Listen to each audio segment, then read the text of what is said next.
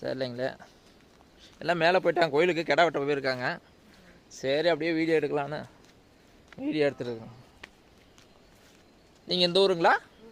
சரி சரி. வீடுங்க முன்னாடி இருக்குங்களா? சரி சரி. மாடு எத்தனை இருக்குங்க? ஒன்று தாங்களா? சரி சரி. சாப்பிட்டீங்களா? என்ன சாப்பாடுங்க? சோறு தானா? குழம்பு? ஆ சரி சரி. இங்கே என்னென்ன விலையுங்க? மிளகு வேறு என்ன விலையும்? இல்லை வேறு ஏதாச்சும் பலாப்பழம்? ஆ இது உங்கள் தோட்டங்களா?